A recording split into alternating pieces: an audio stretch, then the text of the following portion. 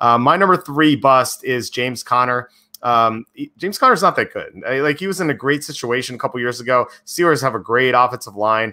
With Ben Roethlisberger, the offense was humming. So James Conner was just in a great situation.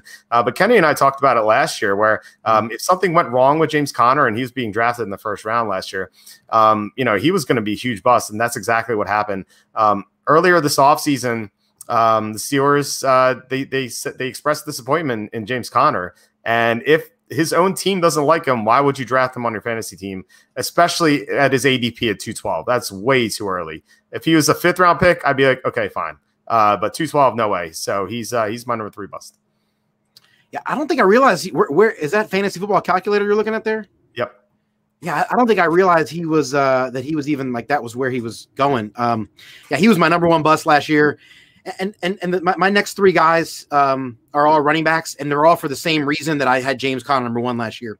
When I'm drafting a running back early in the draft, it's because I want a guy that I think is going to be good no matter what the situation is. Saquon Barkley is that kind of guy, right? Like, even if the Giants completely fall apart, I still have confidence Barkley is going to return dividends, that I invested in him. Even if the offensive line sucks and the coach sucks and Daniel Jones sucks, I still think Barkley is a running back number 1. Like, that's how good I think Barkley will be. I said the same thing about Joe Mixon last year. I was like, I don't care how bad the team is around him. I like him. And Joe Mixon turned out to be pretty good, even behind a putrid offensive line.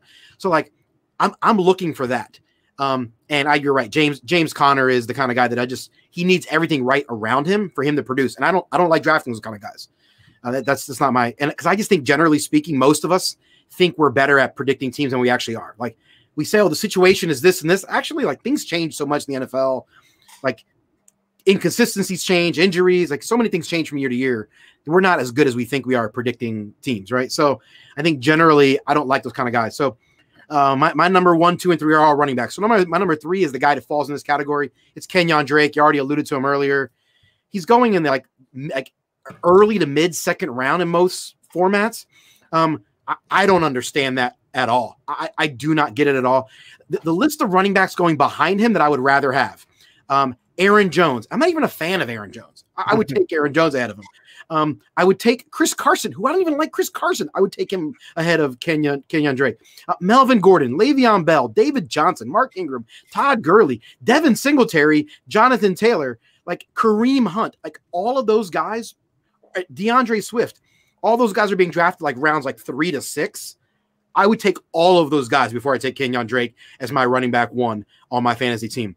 I do not understand it at all. I'm watching 2019 again, and like after they, after he became the primary running back there, he was very average for most of those games, except one game against the Browns where he totally went off, had this brilliant game, 4 touchdowns or whatever it was. Like, he was awesome, and then he was like mediocre the rest of it. If you take away that one game, he's like running back 34. Why are we this guy in the 2nd round? Like, I don't understand this at all. He had a few really great games in Miami. He had a few good moments in Arizona, but most of the time, this guy's been like tremendously unwanted by his coaching staffs. I don't understand it one bit. I like the offense. I don't trust Kenyon Drake at all to be the guy.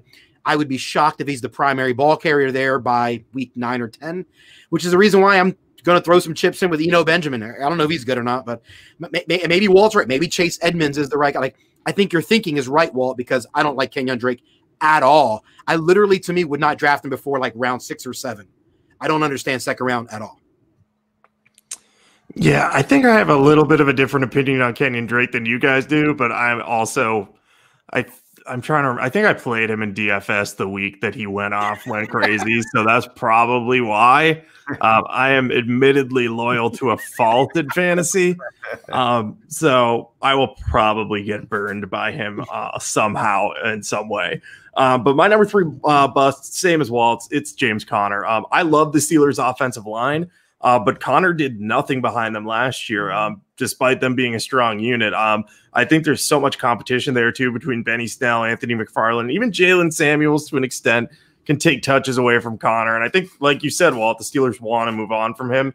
So I don't see why I should trust Conner at this point. So he's my number 3 bust. And like you, Kenny, my top 3 busts are all running backs. Yeah, mine are too, and I'll make this short and sweet. My number 2 is Kenyon Drake. So I like him even less than Kenny does. I mentioned why I don't like Kenny Drake when I talked about Chase Edmonds, and Kenny broke down Kenyon Drake so well that I feel like I don't have to say anything more. Nice, very nice. Well, I'm going back to the well with my number 1 and number 2, so I don't think anyone who knows me is going to be shocked by either one of these. Number 2 for me is Austin Eckler. I don't understand the Austin Eckler love. He's a nice player. He has a role to play in the NFL. I like the guy. I just think I don't think people realize like he's above average. He's nice, but he's not a stellar player. And the situation has to be good for him to be good. I don't want to draft those kind of players mid to late second round. Like even in standard, he's still a high third round pick, even creeping into the second sometimes.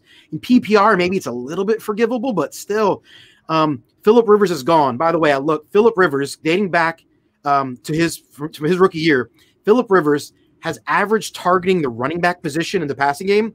He has targeted his running backs 100 targets a year is his average, which is 30% more than any quarterback dating back to the merger. Can I just say that again? Phillip Rivers targets his running backs 30% more than any other quarterback since 1970. That's an unbelievable statistic. I couldn't believe it.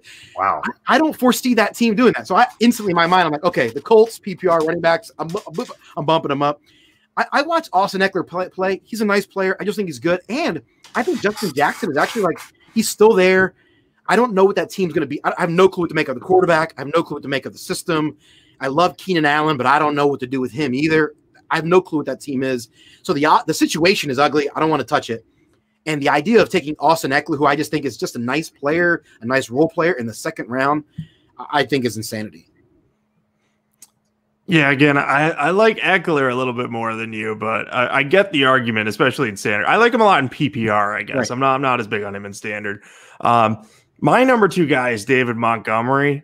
We touched on him a little bit earlier. I think he was one of your honorable mentions, Kenny. He's a volume guy, but he didn't do anything last year in Chicago. Like there were big expectations for him. There was a lot of camp hype, and he just kind of came in and was kind of slow, kind of didn't run the ball very well. Didn't have very good vision, and Chicago doesn't have a good offense or a good offensive line. So I don't really think I would trust him as a pick, even in like the 5th round. I'd rather load up on running backs earlier than that and then just take an upside guy at the position if I'm picking in the 5th round. 5th round's really a sweet spot for receiver this year too.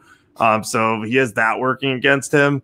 I just think that there's not much going for him besides volume. The only reason he's at number 2 on my list is because I think volume-wise, he might get touchdown opportunities. But, if he's going to continue like plodding along, averaging 3.5 yards a carry or whatnot, or I think he's actually at 3.7. So I'll give him a little bit more credit there.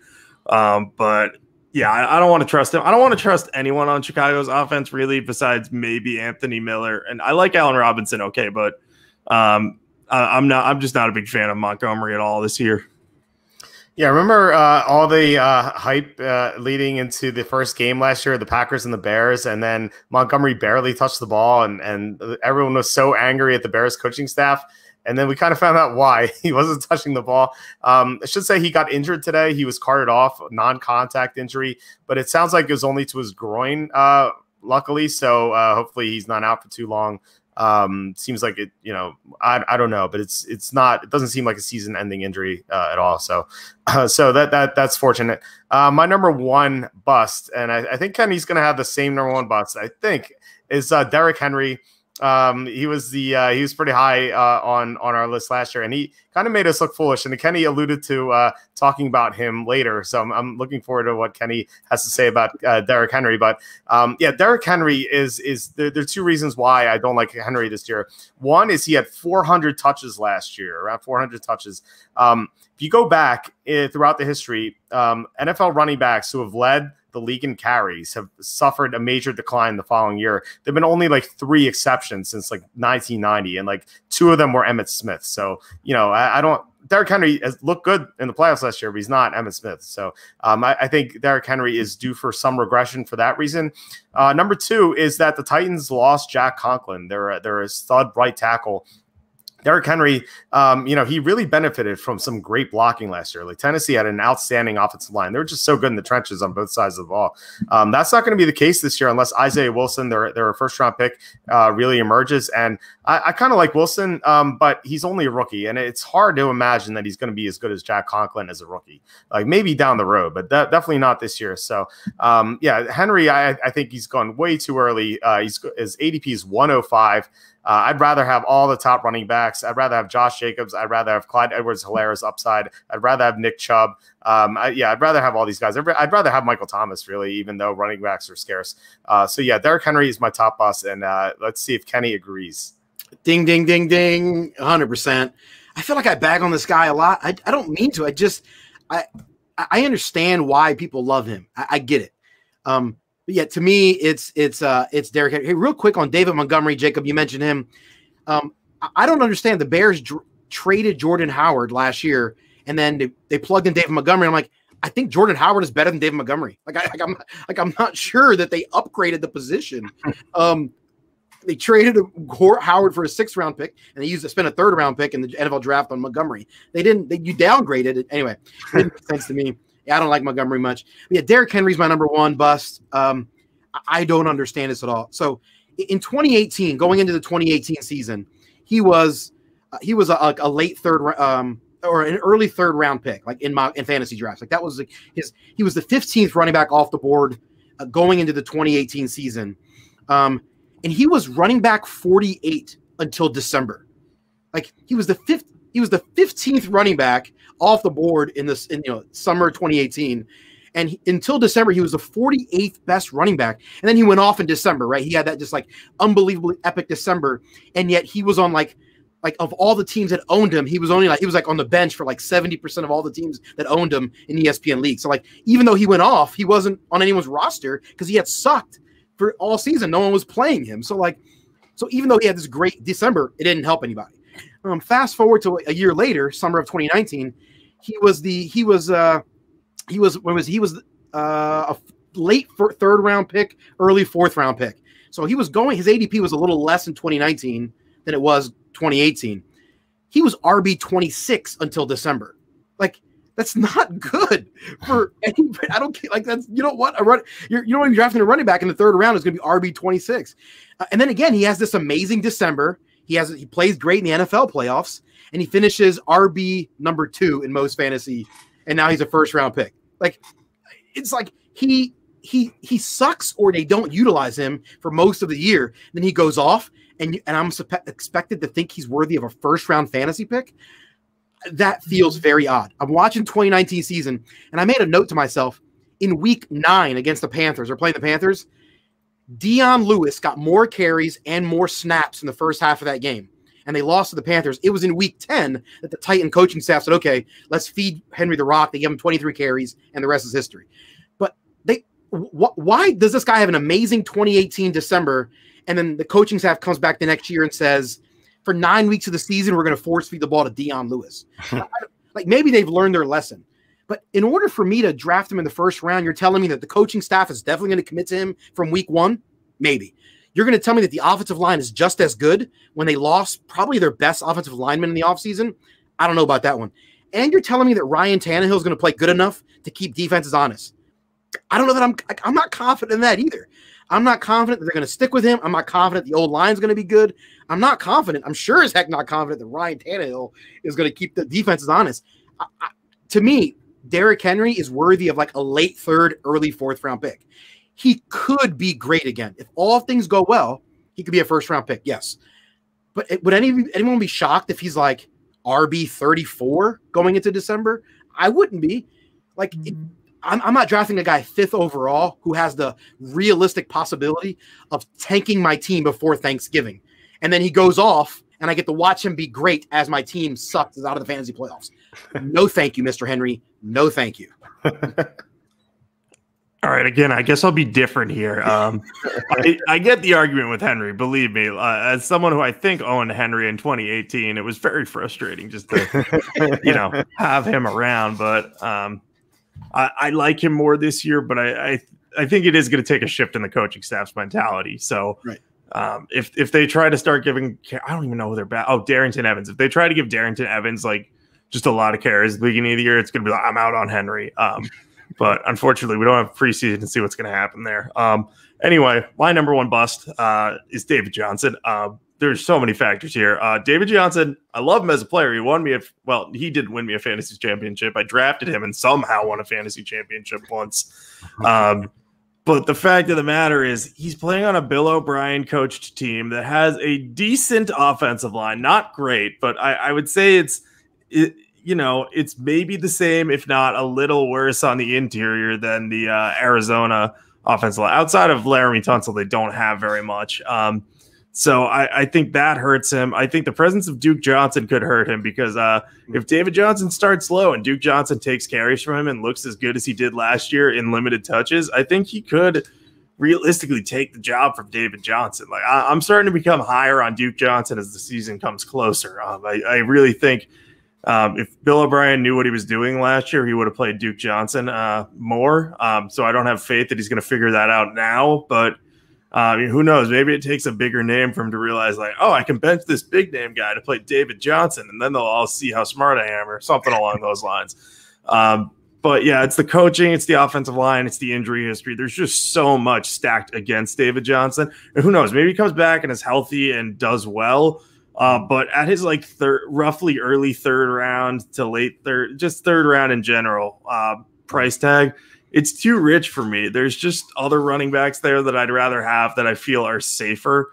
So I'm not willing to trust him in that situation. And I say that now. And like, if he ended up at my pick in like the late fourth round, I'd probably take him with no qualms about it. But drafting him and expecting him to be a quality starter for my team, whether it's as an RB2 or a flex, I have a lot of worries about that. And that's just the range he's going to go in because he's still a big name. Yeah. Yeah, it's hard to trust Bill O'Brien. Like when I think about what Bill O'Brien's thinking, like I imagine like a hamster on a wheel, just like running around. Like that's really that's all that's up there.